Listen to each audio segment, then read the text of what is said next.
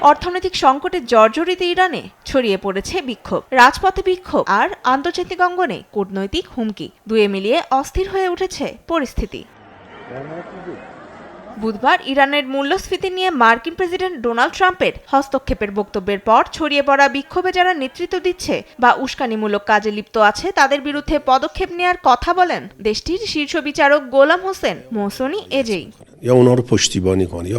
যারা এই সংঘর্ষে অংশ নিচ্ছে বা তাদের নেতৃত্ব দিচ্ছে কিংবা সমর্থন দিচ্ছে তাদের জন্য আর কোনো সুযোগ নেই। তারা ইহুদিবাদী শাসন ব্যবস্থা ও মার্কিন রাষ্ট্রপতির পক্ষে অবস্থান করছে। তারা শত্রুদের সঙ্গে সঙ্গতিপূর্ণভাবে কাজ করছে। এদিকে দাঙ্গাবাজদের মোকাবিলার প্রতিশ্রুতি দিয়েছেন ইরানের ডেপুটি পুলিশ প্রধান আহমেদ রেজা রাদান।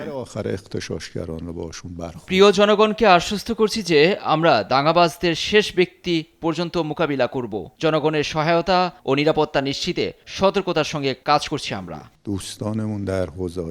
বুধবার দেশটির সেনাবাহিনী প্রধান সতর্ক করেছেন ইরানের ওপর কোনো আঘাত এলে সেই আঘাতকারীকে দমন করবে ইরান। মূলত ট্রাম্পের ইরান হস্তক্ষেপের হুমকির প্রতিক্রিয়াতেই এমন মন্তব্য করেন তিনি।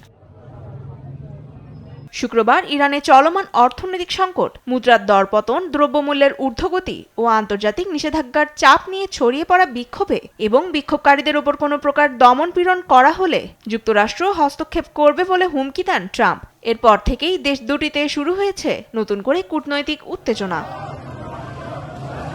তনিমা ইসলাম, নিউজ ডেস্ক, দেশ টিভি।